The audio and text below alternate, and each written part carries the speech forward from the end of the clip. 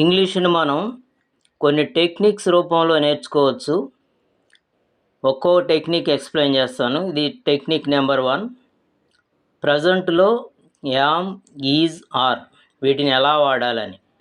వీటన్నిటికీ కామన్‌గా ఒకటే మీనింగ్ ఉంటుంది. ప్రస్తుతం ఉండుట అనే అర్థంతో వాడాలి. అంటే ఉంది, ఉన్నాను, ఉన్నాము, ఉన్నారు ఇలా చెప్తూ ఉంటాం. అన్నిటికీ ఒకటే ఫార్ములా. ఇక్కడ subject plus am, is, are plus object. అంటే according to the subject we have to select verb. Verb పార్ట్లో మనకి యామ్, ఈజ్, ఆర్లు కనిపిస్తాయి. ఇప్పుడు సబ్జెక్ట్గా మీరు ఐ తీసుకున్నారనుకోండి, పక్కనే యామ్ వాడాలి. He, she, it single name అయితే ఈజ్ వాడాలి. అంటే he is, she is, it is, Ramu is, Vani is అలా. దే, వి, యు అయితే ఆర్ వాడాలి. They are, we are, you are అలా. కొన్ని ఎగ్జాంపుల్స్ చూద్దాం. ఇక్కడ పి అంటే పాజిటివ్ సెంటెన్స్ అంటారు. అంటే ఫార్ములాని బేస్ చేసుకుని వచ్చేదాన్ని పాజిటివ్ సెంటెన్స్ అంటారు. ఇప్పుడు అతను సంతోషంగా ఉన్నాడు. మనం తెలుగుని అలా డైరెక్ట్ ట్రాన్స్లేషన్ చేయకూడదు. ఫార్ములా ప్రకారం వస్తాం. ముందు సబ్జెక్ట్ కాబట్టి అతను కాబట్టి హీ, పక్కనే వెర్బ్ వస్తుంది. ఇక్కడ వెర్బ్ ఉన్నాడు అనేది అంటే ఈజ్. నెక్స్ట్ సంతోషంగా హ్యాపీ, హీ ఈజ్ హ్యాపీ. అదే సబ్జెక్ట్ ఐ తీసుకుంటే ఐ ఆమ్ హ్యాపీ అంట. దే తీసుకుంటే దే ఆర్ హ్యాపీ అంటాం. వీటిని పాజిటివ్ సెంటెన్స్లు అంటాం. ఇదే నెగిటివ్ అయితే అతను సంతోషంగా లేడు, జస్ట్ నాట్ పెడితే ఈజ్ పక్కన నెగిటివ్ అవుతుంది. He is not happy. Next మనకి 2 రకాల క్వశ్చన్స్ ఉంటాయి. క్యూఐ అని, క్యూడబ్ల్యూ అని అంటుంటాను. క్యూఐ అంటే క్వశ్చన్స్లో ఎస్ ఆర్ నో టైప్ అంటారు. అంటే ఎస్ అని కానీ నో అని కానీ చెప్పగలిగేవి.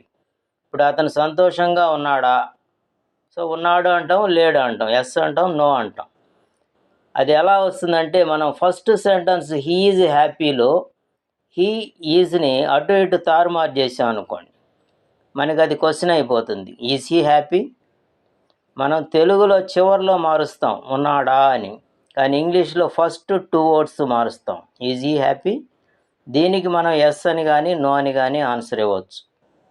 నెక్స్ట్ క్యూడబ్ల్యూ అంటాం. అంటే ఎందుకు, ఏమిటి, ఎలా, ఎప్పుడు, ఎంత, ఎవరు, ఎన్ని ఇలా వస్తూ ఉంటుంది. What, when, where, which, who వీటితో స్టార్ట్ అవుతుంది. అంటే యాక్చువల్గా మనం క్యూఐలో చూడండి, ఈజ్ హీ హ్యాపీ అన్నాం, దానికి ముందు జస్ట్ వై పెడుతున్నాం. తెలుగులో ఎందుకు, ఏమిటి, ఎలా ఇలాంటి వర్డ్స్ ఎక్కడైనా ఉండొచ్చు, కానీ ఇంగ్లీష్లో మాత్రం స్టార్టింగ్ వస్తాయి. కాబట్టి వై పెడితేనే వై ఈజ్ హీ హ్యాపీ, అతను ఎందుకు సంతోషంగా ఉన్నాడు. ఇలా we can make 4 types of sentences. అంటే మనం రాసుకునే బేస్ ఫార్ములా ఒకటి ఉంటుంది, ఒక మీనింగ్ ఉంటుంది. దాన్ని బేస్ చేసుకొని మనం పాజిటివ్ సెంటెన్స్ రాస్తాం. జస్ట్ నాట్ పెడితే అది నెగిటివ్ సెంటెన్స్ అవుతుంది. మొదటి 2 వర్డ్స్ తారుమారు చేసినప్పుడు అది క్వశ్చన్స్లో ఎస్ఆర్ నోట్ అయిపోతుంది. దానికి ముందు వై, వాట్, వెన్ ఇలాంటి వర్డ్స్ పెట్టినప్పుడు క్యూడబ్ల్యూ అంటాం. వై ఈజ్ హీ హ్యాపీ అని 4th టైప్ సెంటెన్స్ వస్తుంది. సో ఇలా we can make 4 types of sentences. So ఈ ఫార్ములాని బేస్ చేసుకొని ఈ ప్రాసెస్లో we can make a number of sentences. For example ఇక్కడ చూడండి, వారు సంతోషంగా ఉన్నారు. సో వారు కాబట్టి దే కాబట్టి పక్కన verb are, they are happy. నేను సంతోషంగా లేను, negative sentence, I am not happy. ఆమె వంటగదిలో ఉంది, ఆమె షీ కాబట్టి is, she is in the kitchen, positive sentence. నువ్వు కోపంగా ఉన్నావా, ఇది క్వశ్చన్స్లో కూడా ఎస్ఆర్ నో టైప్. కాబట్టి ముందుగానే వెర్బ్ ఫామ్ వస్తుంది, ఆర్ యూ యాంగ్రీ. నెక్స్ట్ నువ్వు సంతోషంగా లేవా, మనం క్వశ్చన్స్లో కూడా నెగిటివ్స్ వాడచ్చు. Are you not happy, just not పెడితే క్వశ్చన్లో కూడా నెగిటివ్ వచ్చేస్తుంది. అదే నువ్వు సంతోషంగా ఉన్నావా అంటే ఆర్ యూ హ్యాపీ. నువ్వు సంతోషంగా లేవా, are you not happy. Next అక్కడ ఏముంది, ఇది WHH టైప్ కాబట్టి ముందుగా వాట్. ఇక్కడ సబ్జెక్ట్ లేదు, ఇంప్లాయిడ్ అంటాం. ఇక్కడ సబ్జెక్ట్ గురించి అడుగుతున్నాం కాబట్టి వాట్ ఈజ్ దేర్.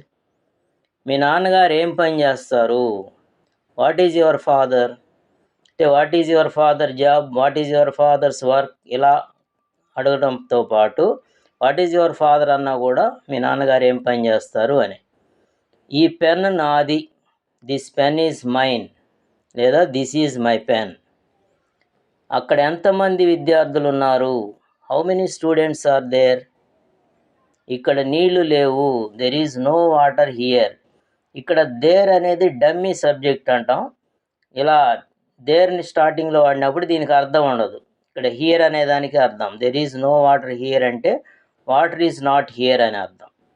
సో ఇలా మనం ఈజీగా ఆ బేస్ ఫార్ములాను ఉపయోగించుకొని ఆ మీనింగ్ పెట్టుకొని we can make a number of sentences.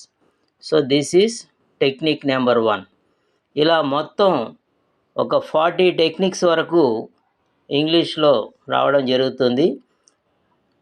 కాబట్టి దీన్ని మీరు విబి మాస్టర్ ఇంగ్లీష్ అనే పేరుతో వెలువడతాయి, తప్పకుండా ఫాలో అవ్వండి. Thank you.